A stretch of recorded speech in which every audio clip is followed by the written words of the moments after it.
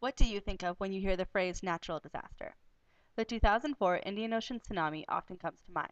The power of the earthquake was equivalent to 23,000 Hiroshima-sized atomic bombs. The tsunami killed 226,000 people, and 5 million people lost homes or access to food and water.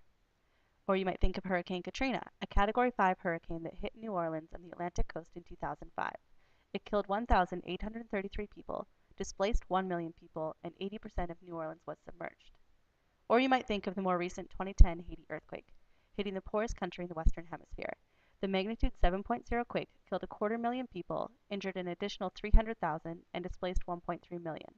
10 months later, Haiti was hit with a cholera outbreak that has infected 664,000 people and is responsible for over 8,000 deaths to date. Hi, my name is Jen Murray, and I'm a Master of Science and Public Health student at McGill University. My colleague Nita Perumal and I are here to discuss what matters to us in global environmental health. We're deeply concerned about the impact of natural disasters on human health. While most disasters are not entirely preventable, we do want to raise awareness around the environmental factors that can significantly limit the magnitude of a disaster.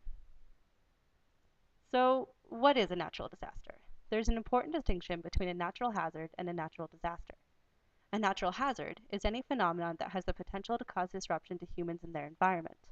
A natural disaster is an event that occurs when significant numbers of people are exposed to an extreme event, to which they are vulnerable, resulting in injury and loss of life.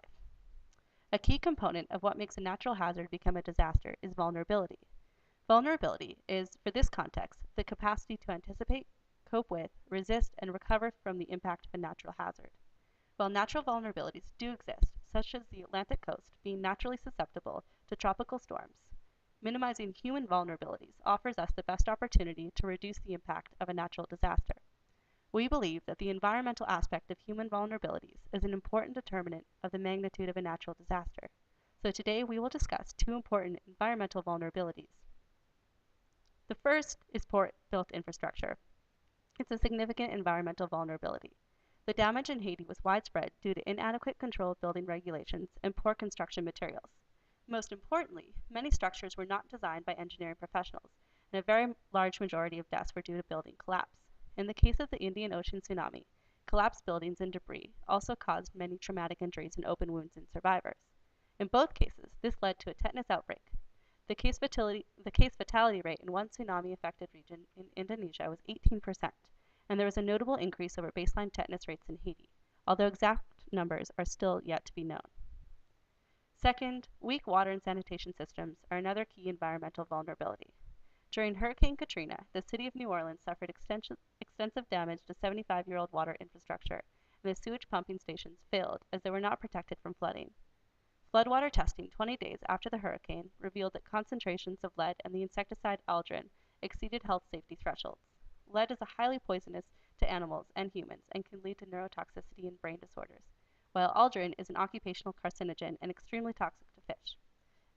Extremely high numbers of the bacteria Aeromonas, which is associated with human diarrheal disease, were also found.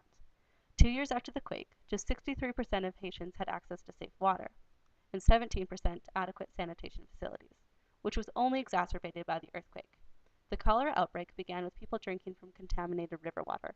After not having a single case of cholera in over 100 years, Haiti now accounts for 57% of cholera cases worldwide.